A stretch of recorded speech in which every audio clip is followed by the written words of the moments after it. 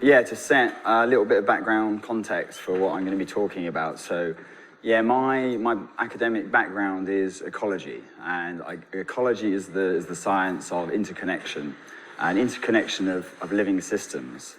And I think psychedelics, they might seem sort of very much kind of their own thing, but one of the core facets of the psychedelic experience is interconnection. So they allow this direct experiential comprehension of this interconnection as opposed to just an intellectual understanding. So we are in the 6th great mass extinction of life on planet Earth. The loss of species, of ecological degradation is unprecedented and accelerating, and 1 million or so species are threatened with extinction. The systems on which all life on Earth depend are being degraded and destroyed. And the essential sort of conclusion from this report is, without a sort of global mobilization, an ecological mobilization on the scale of World War II, we are in deep, deep trouble. A few interesting, more positive findings from this report.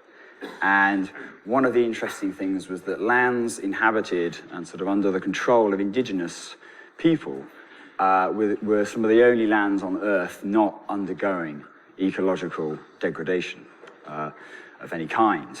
And this is really interesting in terms, these indigenous groups live very nature-connected lives. They're, of all the human beings alive, they have the strongest, deepest connection to their land. And it seems that connection, as I'll sort of discuss, fosters this care and this concern. These indigenous groups tend to sort of view themselves as part of their environment and their habitat. So why would you destroy your habitat when it's sort of going to destroy you? Some of these groups use psychedelics. Not all of them, though. But that's sort of part of their practices in some parts of the world. So we are living increasingly disconnected lives. And this disconnection is occurring, manifesting on different scales. So disconnection from our core selves, disconnection from other people, disconnection from nature. This disconnection began when we started farming, in terms of the disconnection from nature. As soon as we moved away from being hunter-gatherers and became farmers, it fundamentally changed the way we interacted with and viewed nature. Nature became a resource to be tamed and controlled. Certain species were prioritized over the existence of others.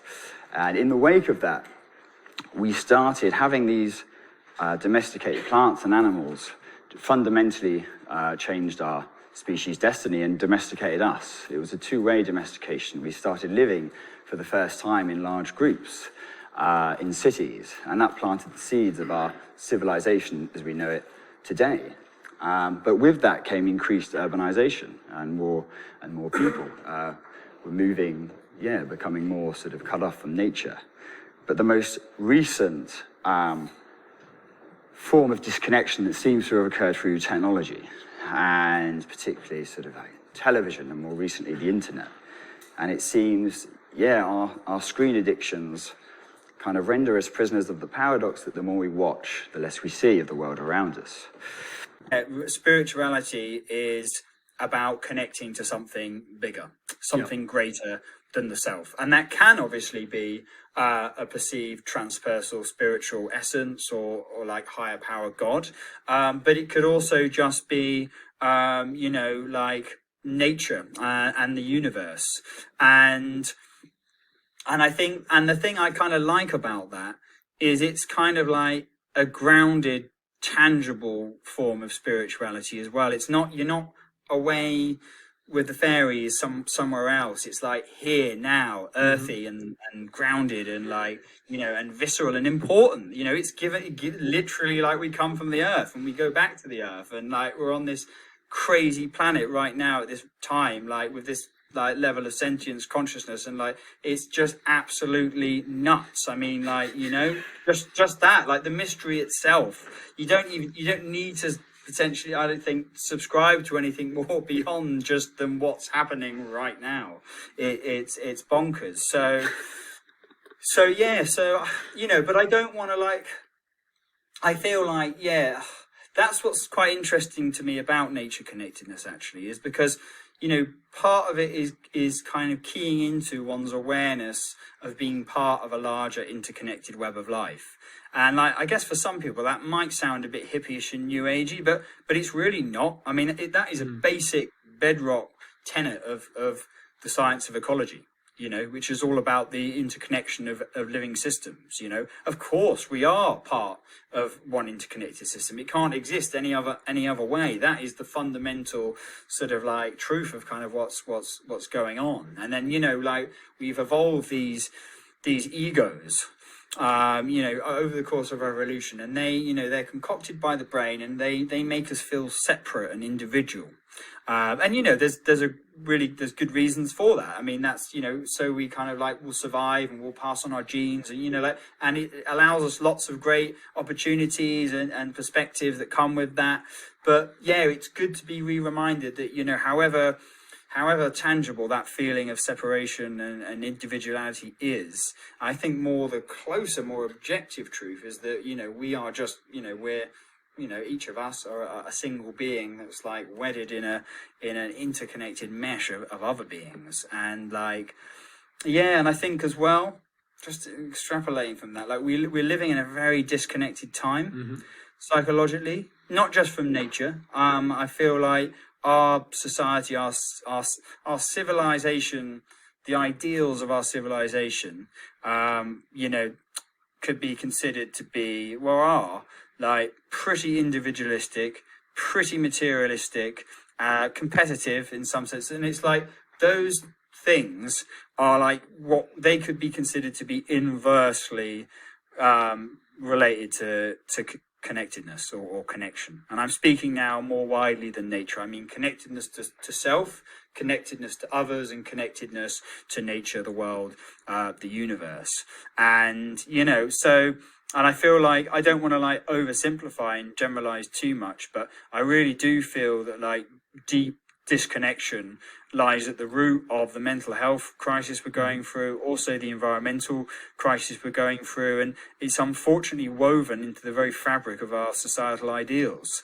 And yeah, so that's a major bummer, for all the definite good. And I'm not I'm not saying tear down the society and anarchy on the streets right now. I'm grateful for all the various, we're all living longer, we have more opportunities, we have material comforts, access to medicines, all this stuff, and it's fantastic. And we're having this conversation now through this technology. It's great, but it's it seems that our kind of, I guess, existential psychological needs from our initial kind of how we used to exist as hunter-gatherer community. We've still got the brains of our Paleolithic ancestors from 200,000 years ago.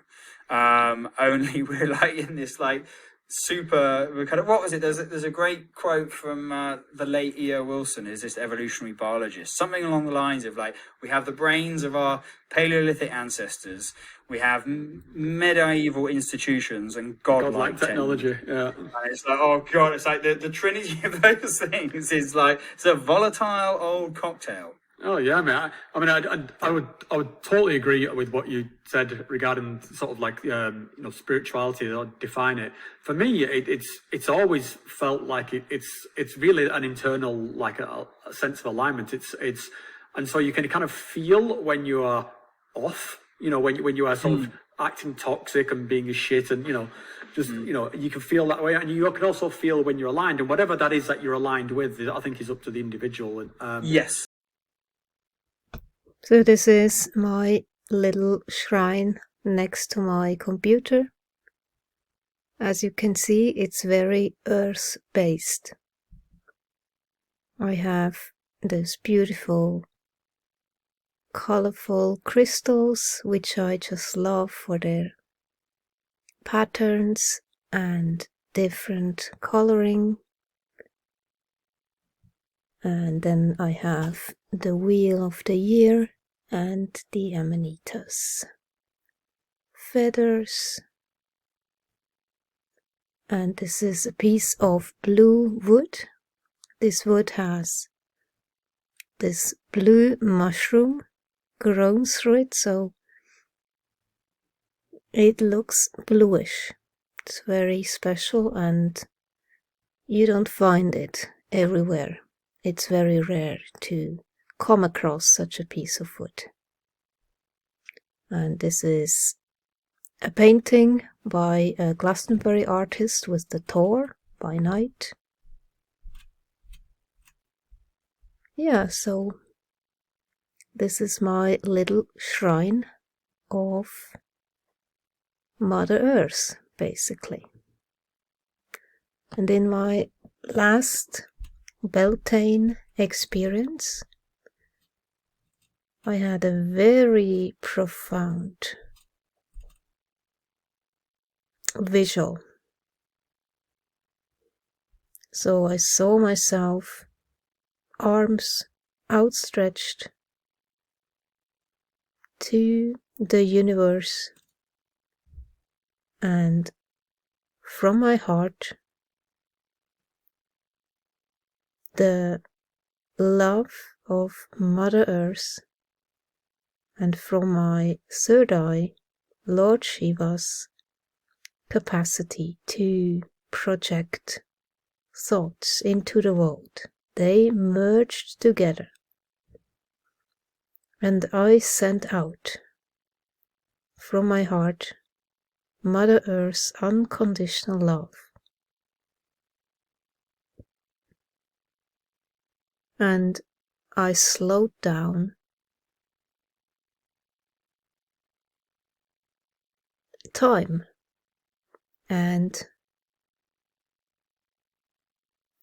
in my Amanita given perception, I felt when I do this, slow down and then project all that love into each and everybody's heart, a mother's love, then we could turn it around. And I wrote it down.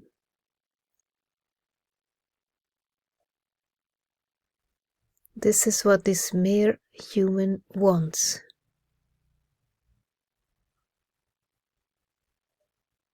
Mother Earth's love to every soul from my heart, coming from Mother Earth. Motherly love to everybody. That was like a dying wish, my last wish.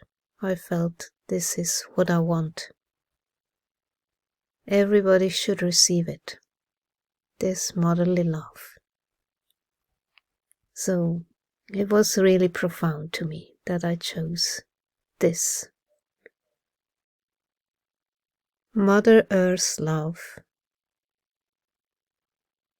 coming from my heart, projected through my third eye into the world, to each and everybody. So everybody could feel it. That was true connection, basically. Of the 17 of 20 people who responded to some degree to the psilocybin therapy, all independently described this feeling of disconnection as being part of their depression. And psilocybin worked in part by reconnecting them to themselves, to others, to the world at large.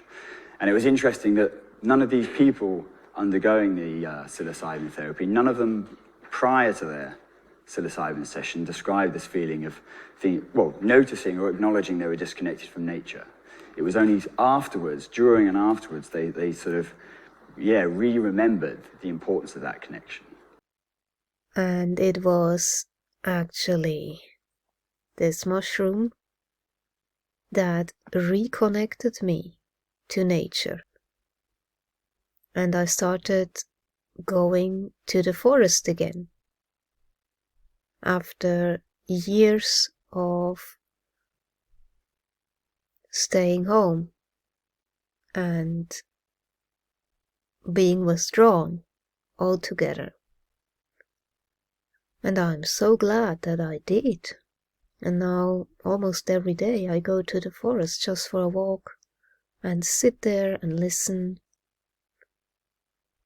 And every single time it's just so recharging, rebalancing, and yeah, it's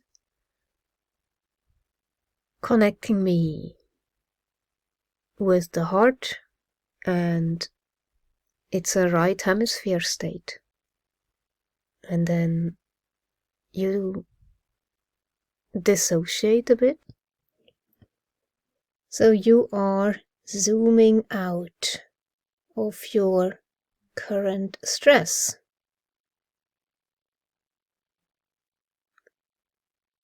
And you look at everything from a little bit more of distance, having a new perspective, which is actually healing. And that's for free. You can just take a walk.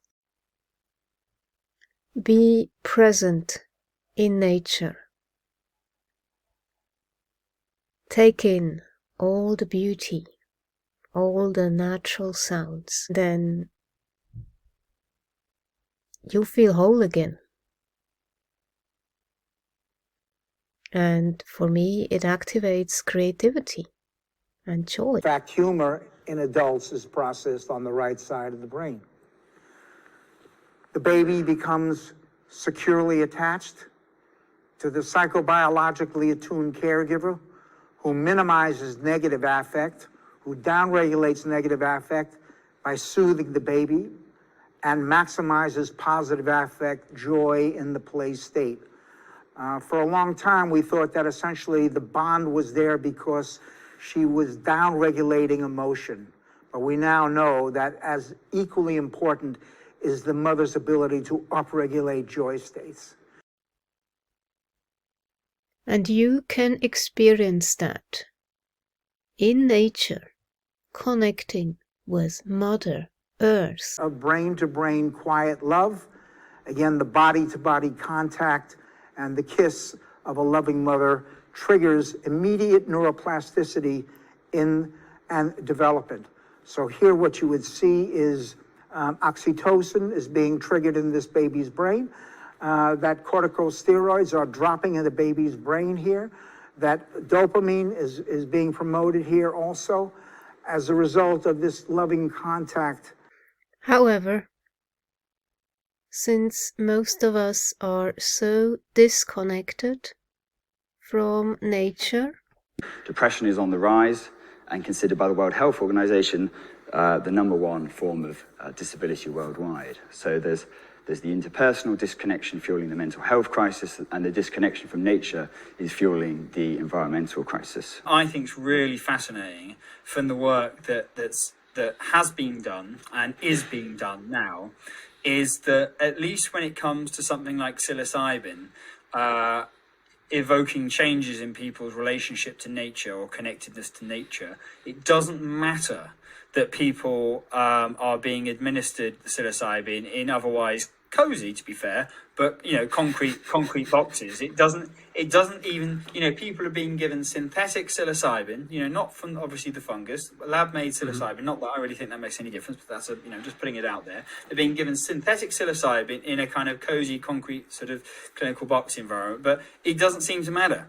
As in, even when you're giving people that psilocybin, obviously when you're giving it to them, there's not any pre-flight plan where you're like, oh, this is going to affect or influence your relationship with nature. Like that's not on the pre-flight agenda, at all. So it's being kind of given blindly, if you can view it like that. Like, it's not being primed in any way, and obviously, bar other humans, there's not really any nature to speak of. And like, we can get all philosophical and go, well, everything's nature. And it's like, yeah, I get that argument, but I mean like, yeah, life, living, lush green things, yeah. Yeah. So And that to me is really interesting, because I've kind of scoured the scientific literature on other nature connectedness enhancing interventions. A review paper was published just a few months ago, and these are things like residential stays in national parks, nature-based educational and engagement programs, things like this, and and they can produce like relatively sustained shifts in nature connectedness. Variable in their effectiveness, and they do take time and resources, and the more time and resources they take, the kind of longer the boost in nature connectedness you get. But what was kind of like, I thought, quite interesting from this this review paper, having looked at all the studies myself, so I was like, okay, good, I'm on the right lines. Nobody's like assessed these interventions in terms of lasting effects beyond 3 months. Like 3 months is the upper limit. Now I'm a relative newcomer to this field through the kind of psychedelic on-ramp, but my thinking was like, kind of what's the point? I mean 3 months or less is small frickin' potatoes across a human lifespan. Yeah. Can we not do a bit better? Can we not be a bit more ambitious than that? And the fact that psilocybin can elicit these changes in people's relationship to nature when it's given in a context that's kind of like outside of nature is really quite special and unusual, because all those nature connectedness interventions I just mentioned, unsurprisingly, nature is very much the key focus, as you kind of would expect. But psilocybin doesn't even need that. And it seems that even a single experience can potentially elicit changes, and from some preliminary work, it seems like the changes persist as well. They don't sort of fade within that 3 month time window. So that makes me think, well, that's really interesting, but what happens if we actually used something like psilocybin as an applied nature connection in enhancing agent? So it's kind of part of a nature-based approach, setting context with nature-based stuff, kind of themes and content involved. And so it seems like that there's great untapped potential yet to be kind of explored there, I think. Let's zoom out for a second. So when astronauts view planet Earth from space, they tend to undergo a profound cognitive shift, a life-changing shift.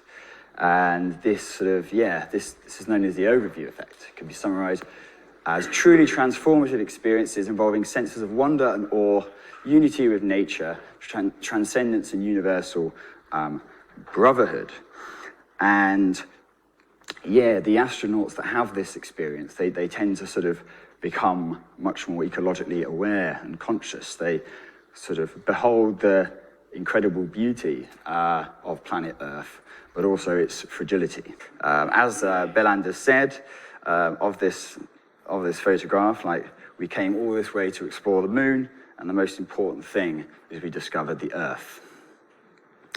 Sort of a nice, interesting sort of psychedelic add-on to this story. Then Mary Praxter and writer Stuart Brand had some LSD in the winter of 1965 in San Francisco on a rooftop, and he sort of felt what he can almost perceive as the curvature of the Earth. And he sort of, it made him wonder in turn, why had no one taken a photograph from the Earth from space yet when we'd been to space? It seemed like, a logical thing to do. So he came down off his trip, but the idea stayed, and he sort of embarked on this campaign, sending badges to NASA and Congress, printed with, why haven't we seen a whole photograph of the Earth from space yet? And he felt that the release of such a photograph, this photograph, would help facilitate people to live more conscientiously with the planet. The concept of biophilia, which can be considered the innate fondness we have for other life forms, the connections that human beings subconsciously seek with the rest of life. So, nature connection. Self-identification with nature, or nature-relatedness. There's a substantial body of research now to show that what degree of nature connection is correlated with things like decreased anxiety, increased vitality, life satisfaction, happiness, and improve psychological well-being at the trait and state level. So it's a very important health predictor indeed on the individual level.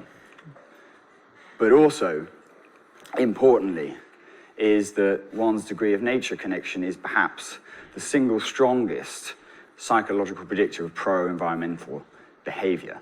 And it's interesting, so environmental knowledge, simply knowing about nature, is a much less strong predictor of this pro-environmental awareness. So that sort of emotional connection to one's environment, to nature, seems a very important part of the motivation for proactive behavior. So, wouldn't it be good if we had tools that could induce the overview effect without the need of going to space, enhance our biophilia, and deepen our nature-relatedness?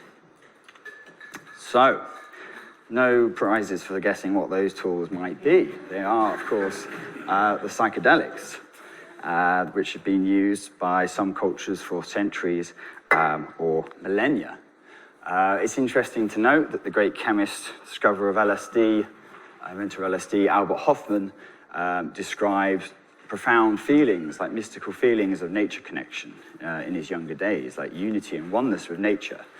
And when he subsequently experienced LSD, he described it as sort of producing this very identical state of connection and unity with the natural world. So this is a sort of testimonial from one of the people in the psilocybin depression study.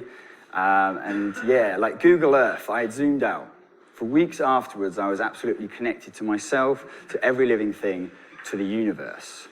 And so this is nice. This is kind of insinuating that without the sort of the great cost and sort of rigmarole of going to space, that psychedelics can offer an alternative, perhaps more accessible route to a very similar perspective. For me, it was the same.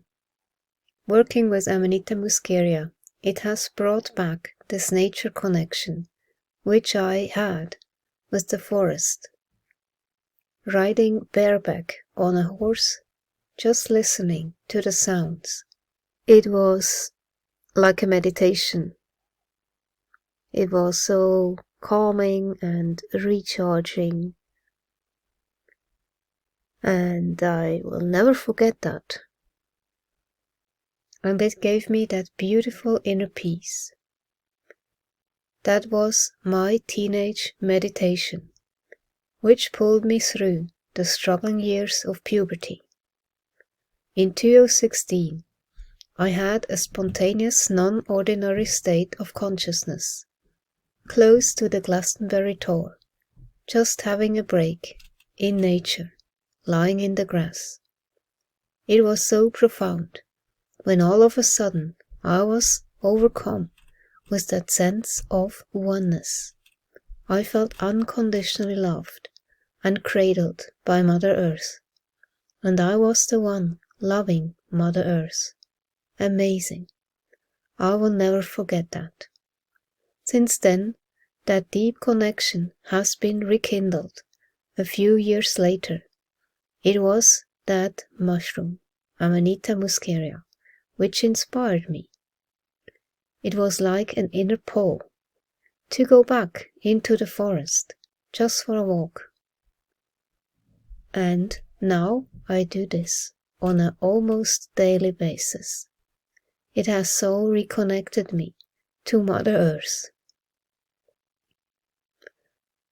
It was with all these substances I had a chance to try. All of them had that deep nature component, even giving me vivid imagery in some cases. So I see this as a chance, and why everybody, not just depressed people in clinical settings, but more general, for all who want to try it. They should have the opportunity and the access to these substances, of course used responsibly. I see it as a chance to turn this around and hopefully prevent that complete destruction of our beautiful planet Earth.